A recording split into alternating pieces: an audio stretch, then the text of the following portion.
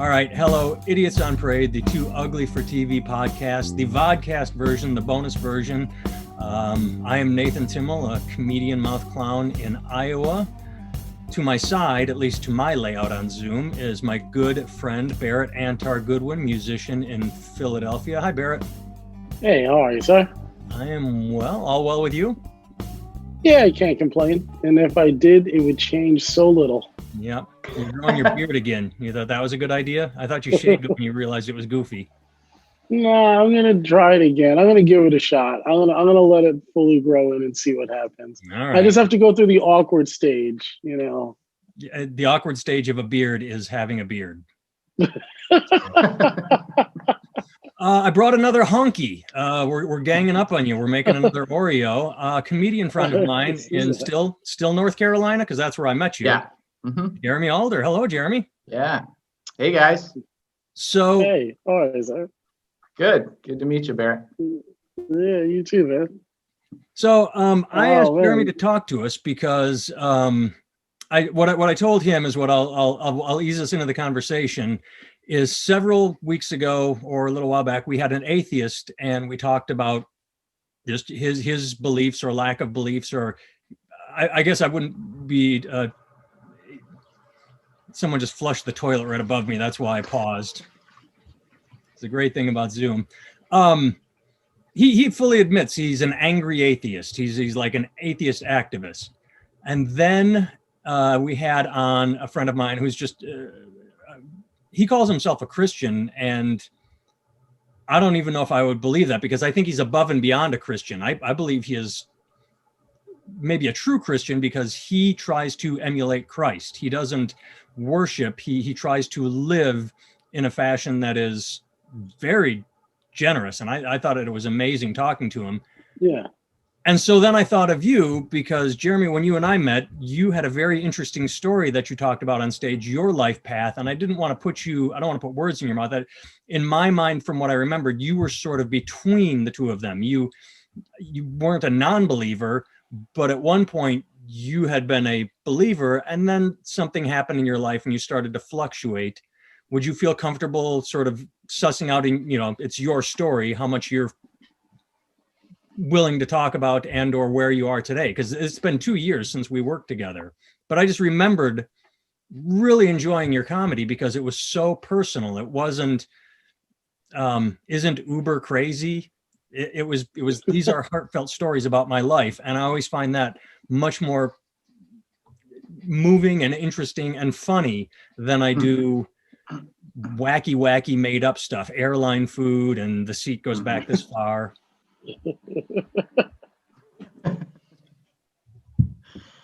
So cool. Well, thank you. Yeah, thanks for listening. I'm trying to remember back 2 years ago. Feels like 10 years ago. I don't know what material I was. I don't know what I talked about. You because I didn't want to get into. I mean, you were saying it on stage, so I suppose it is public knowledge. But I have nothing to hide. Okay, we can talk about whatever. I'm an open book. Okay, good. Because we're not here to make fun of or attack. We're here to just learn. Well, that sucks. That's what makes it fun.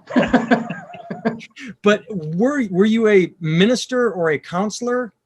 I was kind of a minister. I mean, I went to seminary. Okay. So I got a theological degree. And then you had marital difficulties, and I'll put it that way. Again, you can talk about. And then you sort of backed off and followed. And I said, "Are you sort of a Sam Kinison, or are you a Christian comic?" And you sort of go from. So that's what came to my mind when I was saying he's not this side, he's not this side. He's sort of fluid because you like you said, you got a degree, but then you dialed it back when something happened in your life. And that's just to let you know where Barrett and I are coming from. We're heathens, but we both sort of wish we believed in something because, especially after talking to my Christian friend, it was just so life affirming and we enjoyed it. But then at the end of the day, it's like, yeah, but I still don't believe that. It's weird. And we don't mock it, but we're kind of jealous of it, but not. So again, I've been talking too much. Please begin. Tell what you can tell, and then we'll start a discussion and see where it goes. Okay. Well, I mean, I grew up in a very, very conservative, fundamentalist Christian household. I was homeschooled with my siblings, and I mean, from the second grade all the way through. And we didn't have a TV. We weren't allowed to listen to secular music. Is Amy Grant okay? What's that? Was Amy Grant okay? I mean, I'm pretty sure I had my sexual awakening to an Amy Grant album cover, so it's okay with me.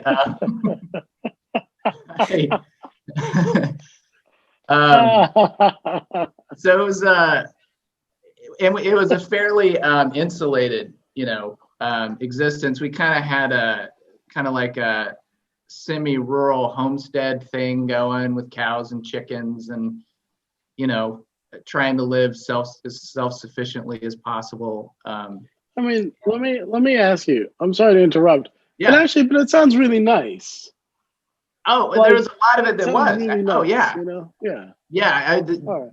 I'm not complaining. I'm just trying to set the context. Yeah. But it sounds really sweet in certain ways. Anyway, all right, continue. It really was. Oh, it absolutely was. And it was, the church and their particular brand of Christianity was, the water that I swam in. It was just everything. It was church twice on Sundays, once on Wednesdays, youth group on Fridays. It was just all around. We had daily devotionals together, and studying the Bible was a part of our homeschool curriculum, and memorizing the Bible. And so that definitely shaped a lot of who I am now still. But there was a lot about it when I became a teenager that started to become, frustrating and dissatisfying in some ways. And so I started to develop some skepticism as a teenager towards the form of faith that I'd been raised in. And in particular, just there was a period when my parents were reading a lot of books and watching a lot of television by these like TV preachers and these like health wealth kind of preachers that were always asking for money and saying that if you just had enough faith you'd never get sick and you'd be. Is this like the Jimmy Swaggart, the late 80s, early 90s, the televangelicals? That it was the boom of the late 80s, early 90s that we all remember. Yeah. So my parents were kind of caught up in a lot of that, and a lot of the kind of charismatic stuff, with a lot of speaking in tongues and miracles happening all the time allegedly, and that was the type of churches that we went to. But I don't know, I had, as a teenager, started, reading the Bible on my own and started to actually feel a tension between kind of the impression that Jesus in the New Testament was making on me and kind of the way of life and the values that were displayed there, and what I was seeing on TV with the TV preachers and seeing on stage at church. It just felt really like there was like this definite disconnect. Yeah. And I felt that. And so that was kind of the start of me kind of charting my own path, I think, away from what I was raised in. It started pretty early on.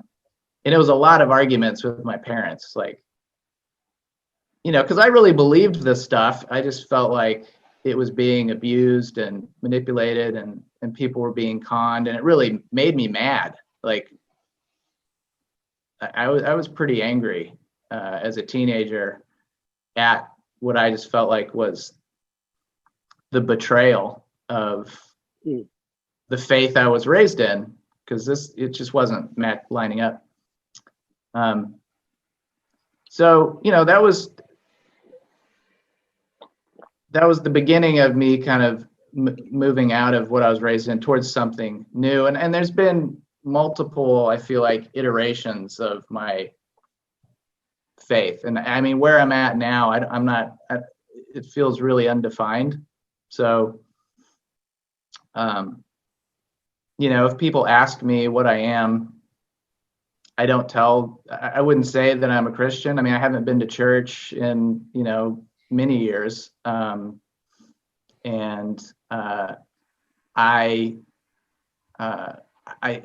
don't identify with anything that goes by that label in the United States. Is the Bible still an important part of your life? I mean, yeah. I mean, it's definitely shaped who I am. I'm never going to be able to fully escape that. I ended up, I don't know how much of the story y'all want to hear, but, I kind of left the faith as a teenager, late teens, 16, 17, and stopped going to church altogether for a little while, and just felt really kind of spiritually adrift.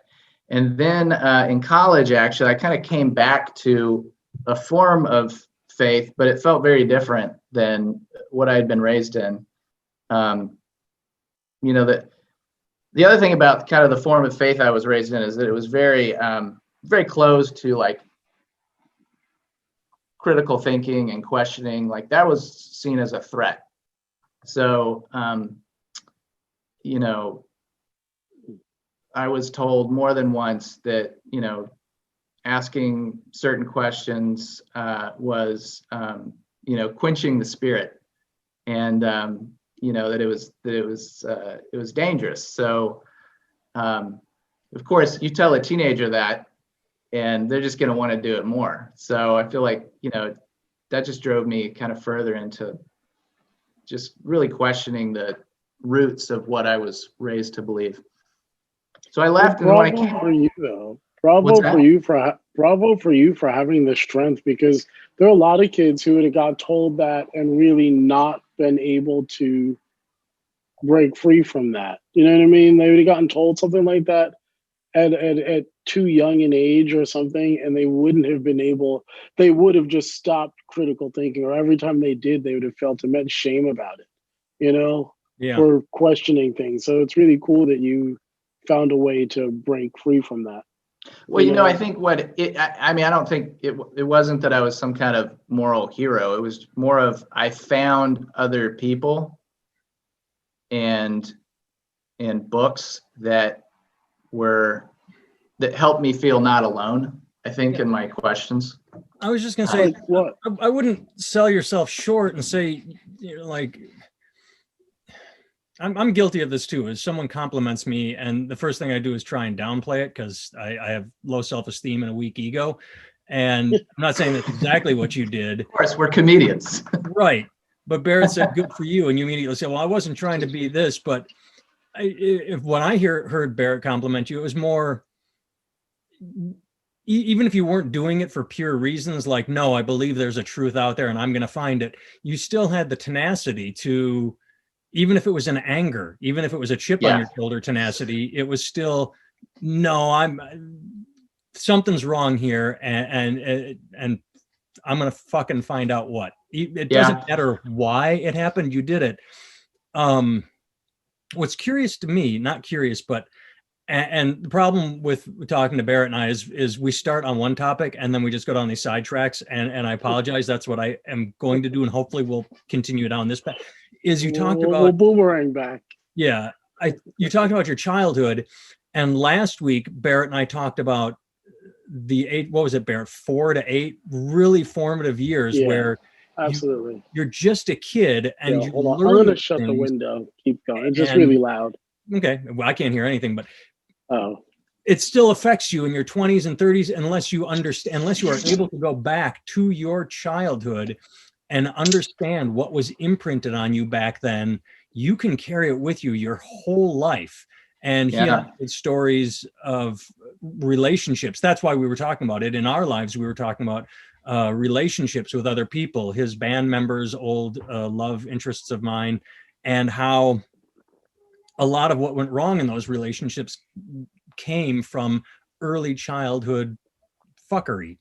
And it did sound nice what you described, as Barrett said, but also you can see how that can be damaging. Not saying television is good, but it's also a window to the world. My kids are 6 and 8, and they are allowed to watch PBS Kids, Disney movies, and Marvel movies, but that's about it. But PBS Kids is all they got for the first few years of their life, and they were both ahead in reading, both ahead in math.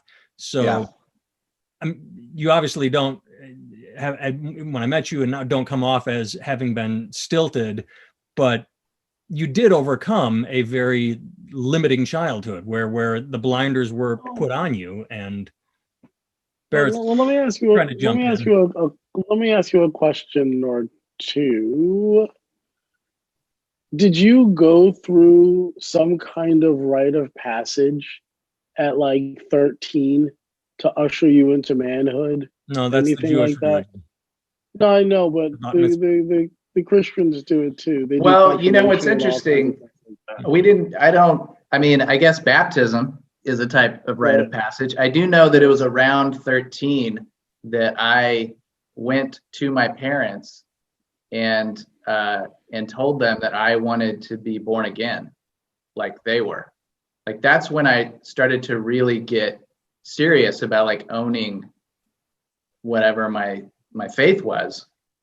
And you know, it was probably, I know what it was. You know, I remember kind of the moment for me was we watched this old made-for-TV movie called The Mask, not the Jim Carrey one, but I think Cher was in it. I was just gonna say the only other one I could think of is just Mask with Cher. I don't think it was called The Mask. I think it was maybe that's what it is, Mask. And it was a kid with the facial disfigurement. That's Eric Stoltz, yeah. Okay, yeah. That's Eric Stoltz under all that makeup. I don't think it was made for TV. I think that was theatrical too. I'm not positive, but so when I was early teenage years, my parents bought a TV and they kept it in their bedroom, and they watched the news, and then we could occasionally come in and watch a movie together. And so that was one of the movies we watched together. And I remember it had a really profound impact on me for whatever reason. I just remember feeling a lot of gratitude for my life, and a lot of like feeling like I should be doing more with what I had been given. And it was tied up too with a sense of like, I'd always felt like a special affinity to people who were like weird or outsiders. And probably because I grew up kind of an outsider and a weird kid. And so his character just really like moved me. And what he went through. And for whatever reason, I had this like spiritual kind of awakening to just how much I had to be thankful for. And I wanted to like channel that gratitude somewhere. And it felt like you channel that to God. That's all I could think to do. And so I went to my parents, and they prayed with me. And that's fantastic. I want to interrupt you just because I don't want to lose this thought in my head, but that's a really neat story to me, because if I think of my own life, and this is embarrassing, which is why I get to say it in public so that I shame myself. For most of it, teenage years all the way through my 20s, the exact opposite. What you just said was fantastic, because my early years, and I lived with a chip on my shoulder, and fuck, they have theirs, why don't I have mine? Whereas you saw the gratitude for what you had. And even at 13, there's nothing wrong with that. There, like, people might belittle you like, oh, just a kid, what does he know? I find it incredibly refreshing, if only because of my own bullshit where I was angry and wanted more, where you realized what you had. I find that endearing and fascinating. I think that's great. Well, I mean, it felt like it came to me as a kind of gift. Like, I don't know why I felt it in that moment from that movie, but it was around that, I also really developed like a strong, like, a fascination with Jesus, the person. And so I think when I left the faith, it was there was two things happened. There was an anger at like what I felt like was a betrayal. But that was wrapped up in a genuine like love. And like the only reason I was mad is because I felt like there was something here. There was something good and true here that was being manipulated and used to con people and used to hurt people. And that really was what made me angry. I'm sorry to interrupt, but what I do sometimes is I throw in an asshole line because that's the kind of person I am. And what you just said made me think of the fact that that's almost exactly how I feel whenever I hear a really good song being used in a commercial. I'm like, God damn, no. No, it's a great song. It shouldn't be used to sell fucking dog food or cars or pizza. God damn it, no. Right. So it's not as deep as yours, but I have felt the same way. It's the same impulse. It's the same impulse. It cheapens the song. Like, God damn it, you're a millionaire. You don't need, the royalty from a commercial. Right. Then once a shit song like a Rock, I'm like, okay, Bob Seger can sell it. I'm not trucks anyway. Yeah. I like Bob Seger. Yeah. Black guy likes Bob Seger. The fuck is Bob Seger's awesome, man. Up is down and down. Till It Shines. Dude, Till It Shines, one of the best songs ever. Bob Seger's fantastic. Old time rock and roll. Dogs and cats living together. Matt's oh man. I don't know. I never encountered Bob Seger on Christian radio, so I don't know what you're talking about. That's why you're growing a beard, to be more like your hero, Bob Seger. Exactly. Well, let me ask you this.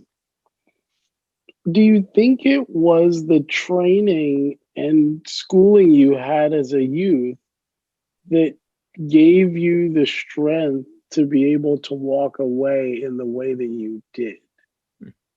Like, was like your faith is obviously, or was, I don't know what your faith is now, but it was obviously deep enough to really be much more interested in what Jesus had to say than what everybody else said he had to say. Mm-hmm. Do you know? Yeah. And do you think that was where it came from? Yeah, I mean, I think for all of their faults, my parents, genuinely like encouraged us to pursue the truth. And even when I was arguing with them, I never felt like I was going to be kicked out of the house or anything like that. Mm-hmm. It was, we've always been able to debate religion and politics and stuff like at the dinner table to this day with, good humor and ability to like still love each other after we disagree. And so, within my family, it felt somewhat safe to explore. And yeah, I mean, I do think my training, it was my parents making me read and memorize the Bible that helped me realize that what I was seeing on TV and from these preachers was bullshit.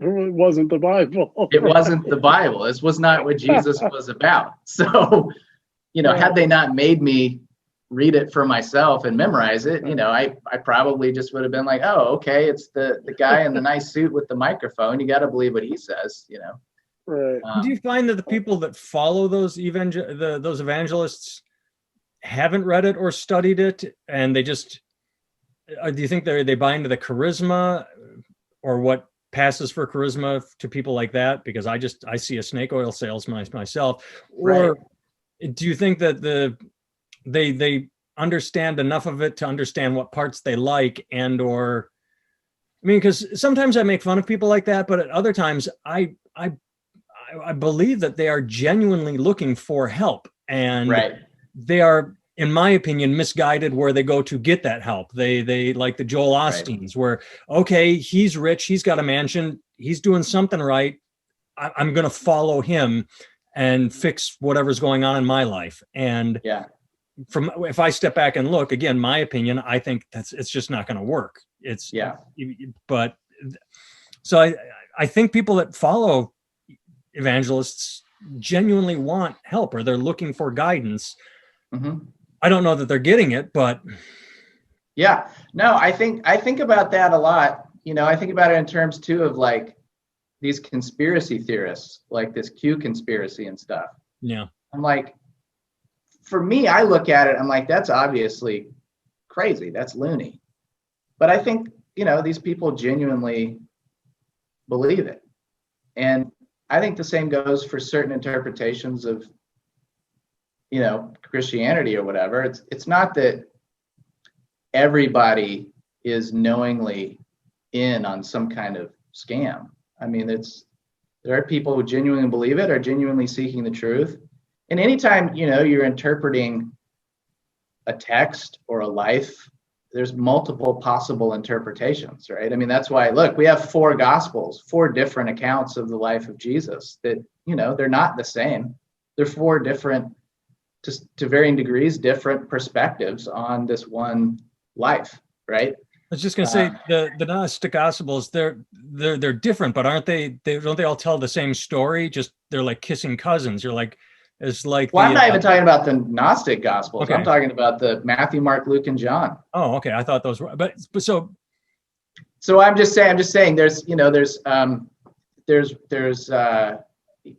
it comes to interpreting a life, it's not that everybody that comes to a different conclusion than I do is doing it because they're stupid or have bad motivations.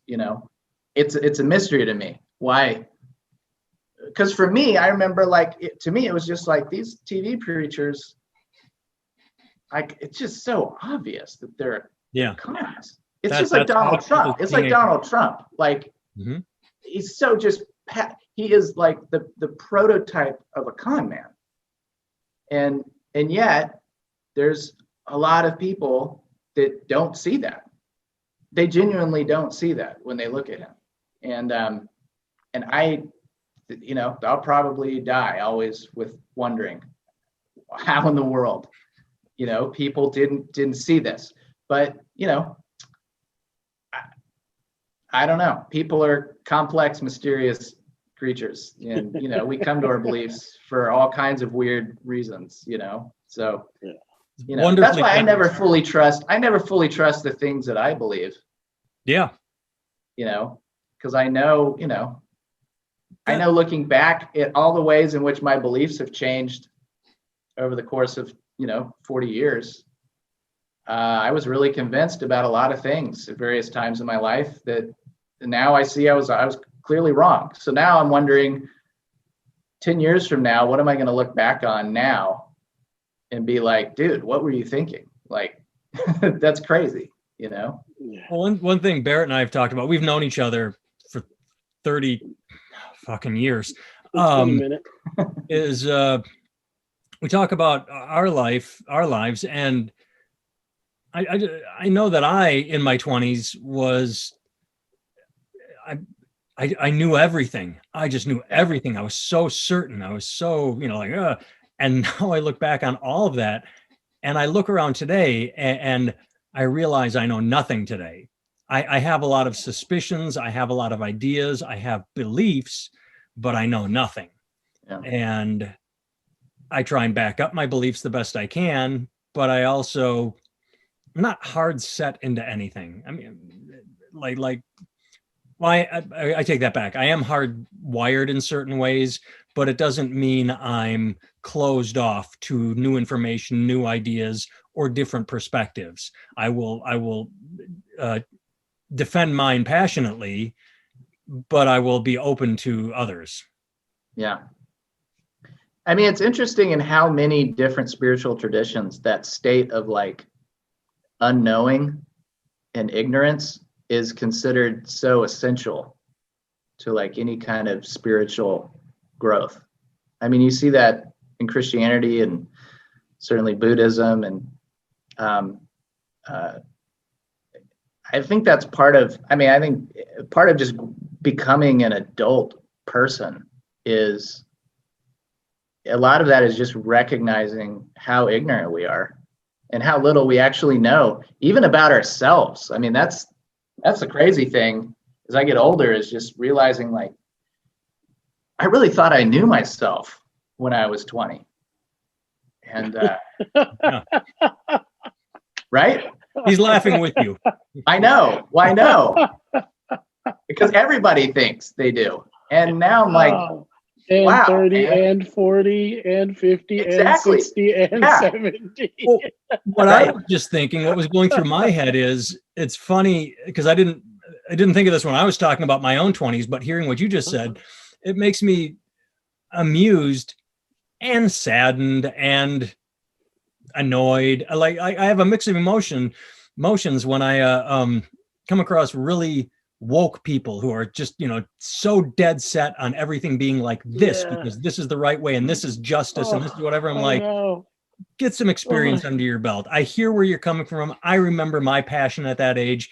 And then but I also think like, okay, just live a couple decades and then oh God. Yeah. It's dangerous to let children write laws. Anyway, continue.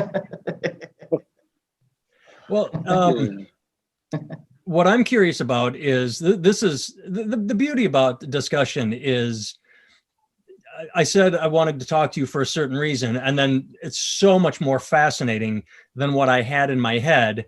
But I still have that nugget in my head of, so you were raised religious, then you walked away in your teenage years, then you said you sort of reformed in college. You came back to a certain. Let's pick up there, because I met you obviously somewhere a little after that, because you dialed it back again with, as you said on stage, the marriage, and so you've fluctuated, and it's a very interesting path. Yeah, so I kind of came back in college. I encountered kind of the long, deep, fascinating kind of philosophical tradition of Christianity that I was just never exposed to. And can you go into detail on that? Like, I mean, sure. So I remember, I somehow got my hands on a book by St. Augustine, The Confessions of St. Augustine, written in the 4th century. He was a philosopher who became a believer late in life and eventually became a bishop. But he wrote a lot just about his own spiritual journey. It's one of the first, the Confessions is considered like one of the first autobiographies. And I was just really taken by it. And he writes in the form of a prayer, just his questions in his journey, and all the questions in his journey from being an atheist and a Platonist to becoming a Christian. And can I interrupt? Would it be safe to say that what you discovered in college was what you were looking for in your teenage years when you said these guys on TV aren't it? You were finally finding something that was speaking to you, or where you were? I think so, yeah. Okay. What I discovered was that, oh, wow, these questions that I had, these, troubles and concerns about, the existence of evil and contradictions in the Bible and, all of these kinds of questions I had, these have been debated for centuries. We all find out that our deepest thoughts have been asked by generations before us. Our confusions, literally 2,000 years people had been asking these questions and answering them and debating them and writing about them. And I just had no idea, because, for my brand of Christianity, it started, sometime in the 1950s. It's like in America, like that's so I guess kind of got exposed to, the deeper tradition of Christianity and thinking about these things. And it opened up this whole other world to me. And it was a form of Christianity where like critical questioning and thinking was welcomed, and it was celebrated, and it was considered part of being faithful. And so that kind of helped kind of bring me back into the faith. But like I said, it was a different form of it. And, I actually flirted with Catholicism pretty heavily, because a lot of the kind of early Christian philosophers and thinkers that I was reading were Catholic, Augustine and Aquinas and these people that I was reading in philosophy class and stuff. And so I flirted heavily with the Catholic Church, which would have been, where I was raised, in the tradition I was raised in. I mean, the Catholic Church was, the Pope was the Antichrist, and Catholics were all going to hell. So this was scandalous stuff. You're making me think of the Blues Brothers in the scene with the Nazis, where he gives the breakdown, and Jake and Elwood, and at one point he goes, "And he's Catholic." Yes. I think that's like, there's one more thing. He's a Catholic. I mean, said with such disdain. It gets worse. Like a Nazi is saying, "This Catholic." It's like, it was such a great. I didn't understand that as a kid, but I just knew there was something like, okay, there's got to be something funny in here for a Nazi to be insulting a Yeah. And little did we know that they were fucking little kids. So now it all makes sense. They were onto something. So and I also, at that time in college, I think that's when I got introduced to a kind of Christianity that was interested in questions of economic justice and racial justice and social justice more broadly. And again, this was just something I'd never encountered, and these were things that I cared about. And so I became interested in figuring out, like, how do I like integrate my faith and my kind of shifting faith and beliefs with these justice-oriented concerns. And so that was another kind of evolution of my faith that fit with, when I remember pretty early on being taken by this like vision of Jesus as a social radical. Like, I realized pretty early on that the Romans didn't kill Jesus because he was a really nice guy asking people to love each other. No one gets killed for that, right? Like, they get killed because they're revolutionaries, because they're rising up against the power. Yes, crucifixion was a kind of political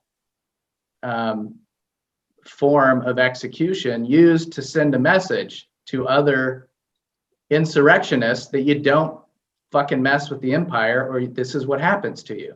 Political and public. I mean, it's hey, look at that guy dying over the course of 3 days. Every time Right.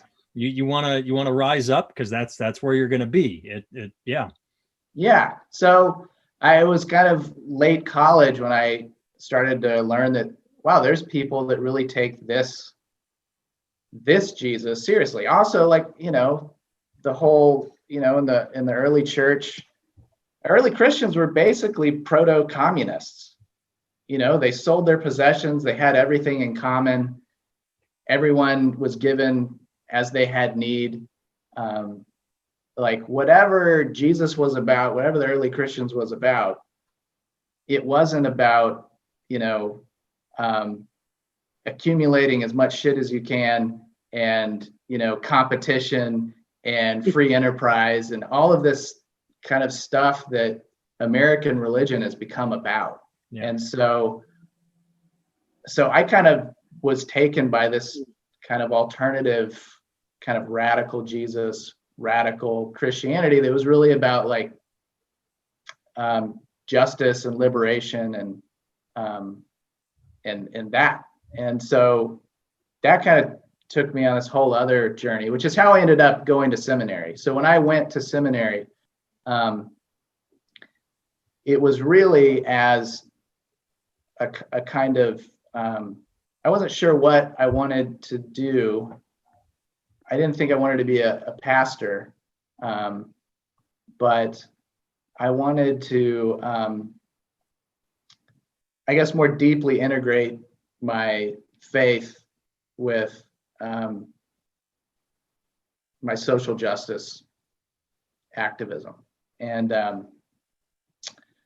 that's what really drove me to go to seminary and to go where I did. It was a place that kind of supported that. But you know, that was in 2005, and I was married and had 3 kids in seminary. And then when I graduated, we had our 4th. And I never became a pastor, but I did get licensed to preach actually in a African-American Baptist tradition. I worked at a Black Baptist church when I was in seminary, and that's where I learned to preach. And then from there, when we moved back to my hometown, San Antonio in Texas, I actually became Mennonite, which I don't know how much you know about Mennonites. I live in Iowa, and I think, are they the ones that always get confused for Amish? Yes. Okay, so that's what we have here. We have a lot of Mennonites because they can drive cars, but they dress. And that's all I know about them. I don't know what their beliefs are. They don't churn their own butter. No. Although some rural Mennonites are very much like the Amish. But it's a pretty broad group. And the first Mennonites that I met were more like urban Mennonites who just live, you know, you can say black. Very typical. Well, they weren't black. I didn't mean, I was not using that as a euphemism for black. I was using it as people actually lived in cities. I know. I was kidding. That's what I do.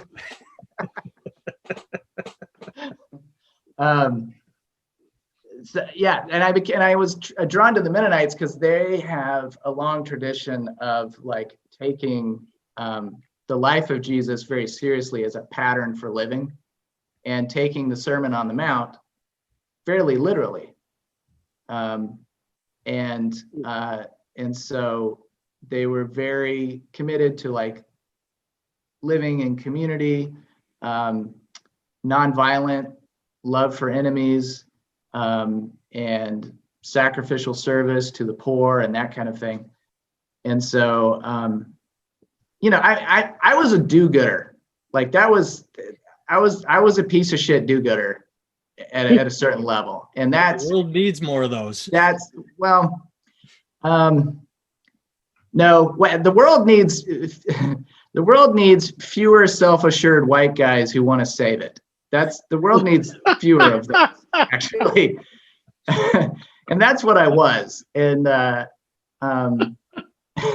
so what changed? And what prompted this change? And where's your faith now? What's fascinating to me is hearing all this. I mean, Barrett, what you have to keep in mind is we're still between this part, and he's a comedian now. Like there's a chasm, like all this leads to him standing on stage and me going, this is fascinating. And I even told you one of his jokes that weekend. I told you Yeah, I won't do it on air. I can tell you which one I remembered, and I'm like, what joke was it? Just heard that. What's that? What joke was it? Oh, okay. It was like I used to be in a Christian band. It's like a regular rock and roll band, only without the sex, drugs, or talent. I mean, it was because you're just waiting for rock and you say it. I just rushed it through, but when you say it, you use a cadence that allows people to go, oh, sex, drugs, and rock. Wait, talent, like it trumps them. But it was so funny. I told everybody I work with this guy. It's so funny, and all the personal stories and I think that is how warm they were. It wasn't, and that's when I asked you when you said I used to be a preacher and now I'm doing comedy. I said Sam Kinison anger comedy. You said not really, and that's what I found just so fascinating is that like it wasn't anger at your life; it was retrospection, and then with humor, with self-deprecating, and not a Eeyore sort of poor me mopey way, right? Just find the funny in life. If you've experienced tragedy, which you had, which I'm sure we're coming to, but you turn it into humor, and I think that's what people relate to because they're sitting in the audience going back to what you found in college. They're sitting in the audience going, I've had that thought, I've had that experience, I've had that happen to me, and this person is making it funny, which is why when I started doing comedy, Barrett waxes philosophic about it, saying, oh, you were so angry and funny and I enjoyed it. But the reality was when I got married and had kids and started talking about that, I got so much better. And I can still talk now about things that make me angry, but it's not off-putting to audiences because I'm not in your fucking face. Right. Which is where I had a chip on my shoulder. As I said earlier tonight, I had a chip on my shoulder, and audiences don't want that. But that's what because Lewis Black makes anger funny, but you get it's a character. Like he sells it so well that it's not like that. It's genuine, but it's not attacking the audience. It's not insulting or degrading the audience, and I think that might have been my problem. And to bring this back to you, you did none of that. You said, well, but I did start that way though. Okay. Well, like I said, we're still in college and you got married, have 4 kids, moved to San Antonio. Yeah. What was yours? Yeah. Well, so that was after college, I moved to North Carolina to go to seminary, spent 4 years in seminary, then moved back to Texas. And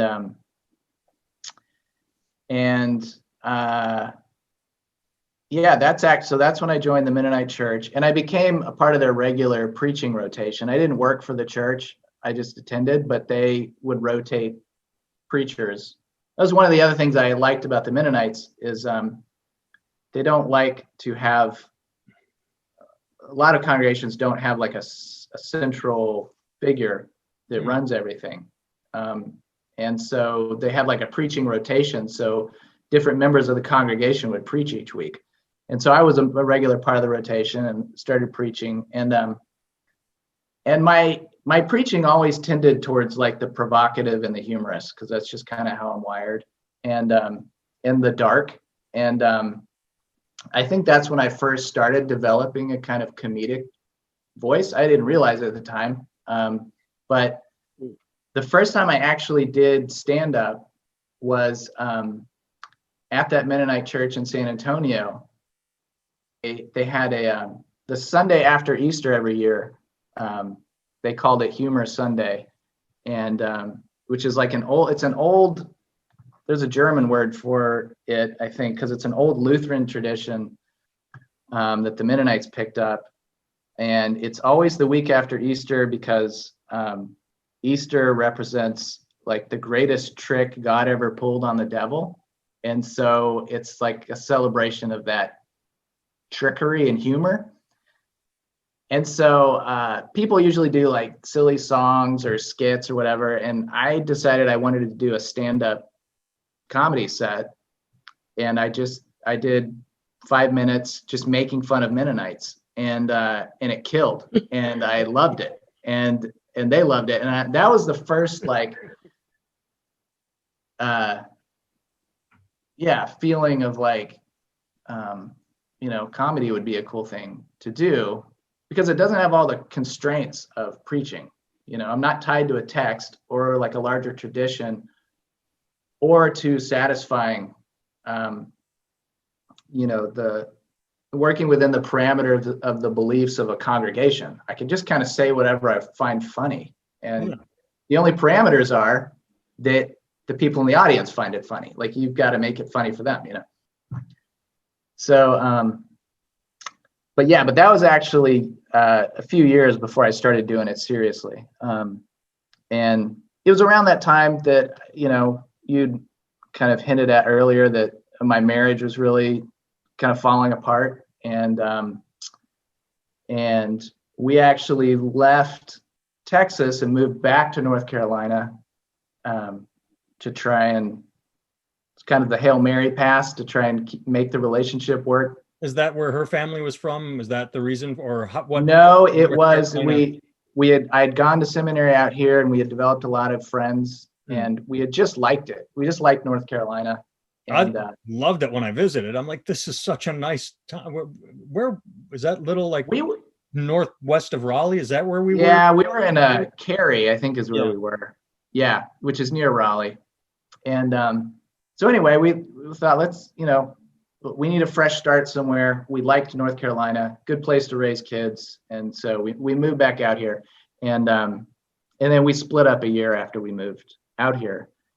And that's when I started doing stand-up, because I did this once earlier, to do it again, if I may be so bold, therapeutic in a way. Was sort of a, like, okay, this will be my therapy? Or was that not in the back of your mind? No, well, I think what I felt was, I didn't feel like I wanted to preach anymore. Because together with my divorce was this kind of another kind of evolution in my beliefs, and kind of an upending of a lot of what I thought I believed about God and marriage and all of it. And so that was all up. Divorce would do that to you. I haven't been, but Barrett and I last week, we talked for an hour about heartbreak and relationships and moving on and moving forward. And I would say that divorce and or the end of a very serious relationship is going to make you question almost everything in your life. Yeah. So it makes perfect sense. Yeah. So I was questioning everything, and I didn't feel like I could preach. And I think, I still had the itch to, like, be creative. I think I realized that, like, preaching was kind of tapping into this creative part of me, the writer part of me. And I mean, it's, preaching is a type of performance too, as is teaching. I mean, anytime you're up in front of people trying to communicate something, you're performing. And I remember, so watching stand-up comedy became really therapeutic for me through the divorce. But I didn't know that, like, I didn't know there was anything like a local amateur stand-up scene. Like, I just didn't know how you became a comedian. I didn't know you could just start doing it. Like, it wasn't obvious. And so I literally Googled stand-up comedy, Raleigh or North Carolina, and a nearby club came up, and I went. I'd never gone and seen, like, a local stand-up show. And anyway, I stumbled on an open mic at a club and watched it and was like, that's pretty cool. I think I'm probably as good as some of these people. I mean, that's how a lot of people get into stand-up is you go to an open mic and it's so bad. You're like, surely I can do better than that, right? Like, we could bring my wife down to be a guest who, I mean, she saw me, we met because she was in the audience and I was already a professional comedian. And I don't remember, we weren't married yet. We might've been it was in San Francisco. She was on a work trip and I took her to her first open microphone, and she said, I never want to do that again. She's like, did you start out like that? And I said, yeah, you kind of, yeah. Yeah. You got to see me awful. after I was already, running a marathon. You didn't see me stumbling and out of breath and drinking water. You saw me when I had a nice pace going. And yeah. She never said it, or maybe she did. It'd be funny if she did. If she said, "Yeah, if I'd seen you at an open mic, I would not have hit on you. I would not have." Like, he's cute, but he's horrible. He's just awful. No. Yeah, it's always funny to me when people bring a date to an open mic that they're doing. I'm like, what do you? And I did make that mistake once, and I was like, what was I thinking? What a disaster! Like, that's a terrible thing. So. Anyway, I found stand-up and I found it, as a pretty quickly like a way to make friends. And I was newly, like, my family was all I really had, and so it was a good way to make friends, and it was a good way to be creative. And I went up and did the open mic, and I didn't do good, but I didn't do bad enough to not be willing to try it again. And it was, it was fun. It was like, I can get up here and say whatever I want and just kind of work stuff out. And so, like I mentioned earlier, I started out like a pretty angry comic, trying to talk about stuff that was still too raw and too painful and personal. Yeah. And I think, that I hate that message that like comedy is therapy. It's not. It's terrible therapy. Like, no one should get into comedy. Like, if you're getting into comedy for therapeutic purposes, get out and just go to therapy. Like, just go and that will help everybody more than you getting on stage and working through shit. Except, see, I made the joke on stage when I was talking about my marriage, that my wife does go to a therapist and pay a therapist to talk about me. I get on stage and make fun of her, and the club pays me. I win. My therapist wins. And I hear what you're saying, but okay, so let me challenge it though by saying I did the same thing. Again, last week we talked all about a relationship I was in where it just devastated me. And I got on stage very angry and talked about her. And it's not that I regret it, but I look back and sort of like, like that not the best. Yeah. But once you get good at it, you can turn it into therapy. But in the way you might not have thought of it as therapy, but when I saw you, I felt, I don't want to say changed, but it just like I said earlier tonight, you're sitting in the audience or as an observer going, I've had those thoughts. You're making a connection, and that in a way is therapy. It's letting you know that you are not alone. I think it's therapeutic. I think it can be therapeutic while not being meant to be therapy. It can still be quite therapeutic. Well, it's the same thing we've discussed. It's comedy in a way is, in my opinion, a more pure version of the evangelical who's trying to swindle people out of their money. Like, people are looking for answers. People that go to comedy clubs aren't actively looking for, I hope I get some, but they're looking for laughter. And if they walk away with insight, it's a bonus. But laughter is a form of therapy. If you're laughing, it doesn't change your life, but you're forgetting about your problems for an hour. You might walk out of the club and like, oh, great. And then you go into work the next day. Oh, well, but at least, it's a reset to your battery. It can provide relief and release. And I think it can give you maybe a new perspective on things you didn't have. And I think, and that's why I said, like, watching and listening to comedy was therapeutic for me. But I think performing it is different. Like, nothing has been worse for my mental health than doing stand-up comedy. It is the worst. And it's also, I fucking love it.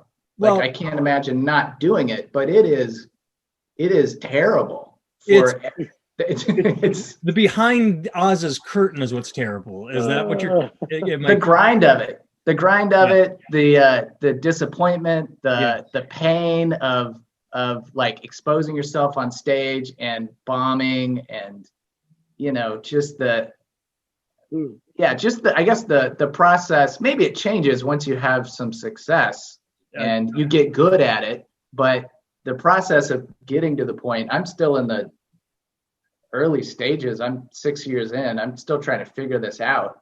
I heard a story, and this is secondhand, so take it with a grain of salt. It could be all bullshit.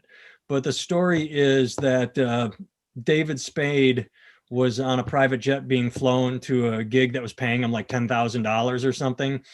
And he was complaining about Adam Sandler because Adam Sandler was the #1 movie star in the world. I mean, not like hating on Adam Sandler, but like, fuck, why can't I have Adam Sandler's career? And it's like, right. You're on a private jet. Like, so right.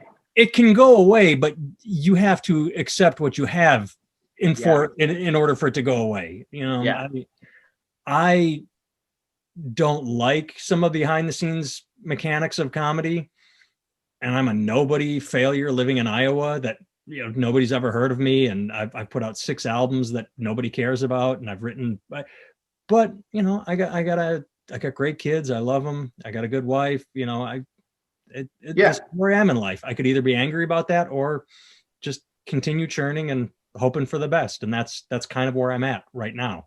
Ask me in 10 years if like, fuck, I'm still doing the same guy. You know, who knows? Who knows? Yeah. I think I realized like early on with comedy. And this is maybe not what we wanted to talk about, but I find we've hit an hour, so we're sort of going off the rail. Okay, all right. We did a good wrap it up. Your childhood to becoming a comedian, I think, fantastic arc, and that's what I was interested in, is how you went from where just what you talked about when I met you, the preacher to comedian, and you filled in all the blanks. So now we can just bullshit for a few minutes and. I got a quick question for you. About people stopped watching about 45, 55 minutes ago. Anyway. Former preacher, click. So they're done. Right. What is your faith now, and who are your favorite comedians? Who are the people that inspired you when you were using comedy, when you were watching it for therapy? Who are the people you like the most? Yeah. And is that a wedding ring on your finger again? Yeah, I got remarried a month ago. Yeah, hadn't noticed it till right now. Happy birthday and happy wedding. Thank you. When was the birthday? Is it yours or her? It's actually mine. It was a couple of weeks ago, and the kids made this, and we never took it down. Kept it up for Jesus. I was just going to say, I was just going to make that joke. I mean, it was Christmas, so it could be Jesus. Low-hanging fruit. Yeah. So where's my faith now? I don't know. Can I guess? Sure. I'd say it's pretty good. I can't define your faith because I can't define you, but given what you've been through, just the sheer fact that I noticed a wedding ring on your finger is to me, an enormous indicator that your faith in humanity and or things working out for good and or putting out good and expect it seems like sunny. It seems like optimistic and or positive. I mean, maybe it's not going to church twice on Sunday like you used to, but you've got something good going on. I know Barrett, again, I hate to say this for the 15th time already in this one podcast, but last week we did talk about people who pined for old relationships forever, or one relationship destroyed them and they just refused to move on. They refused, like, oh, that, woman, that man, that person did me wrong. I'll never get married again. I'll never. And here you are having talked about, your marriage in part causing you to stop preaching, but you're married again. You haven't given up on life. And I find that incredibly positive. Yeah, I guess if I had given up on life, that would have been pretty negative. Yeah, well, I mean, it is. I feel, I don't know if it's my faith or whatever, but I do feel like, the good things. I'm still fascinated by Jesus. I'm still fascinated by whatever he started and the ways that it has morphed and branched over the last 2,000 years into what's you know, seemingly unrecognizable. And, you know, I'm still inspired by the life of Jesus. And, but, you know, I don't know where it's all going to go. I still feel like I'm on, you know, I'm headed down some kind of path. Have you tried Scientology? I have not tried. There's some very attractive people in Scientology. And too bad you just got married. I know. Well, she's a Scientologist, so it's all good. So there we go. I gotta mute myself for a second. Okay. Furnace is kicking on. You guys talk. Answer his question about the comedy. Yeah. Yes, comedy. Well, I think, you know, Louis C.K.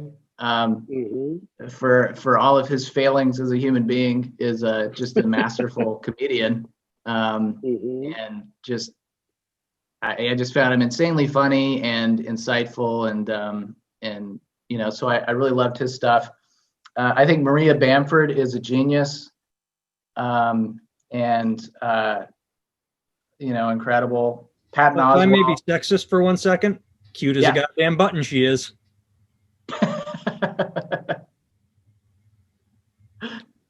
If you say anything about a woman's appearance, you're sexist now. But damn it, I'm gonna stand my ground and say, not only is Maria Bamford funny, she's cute as a goddamn button.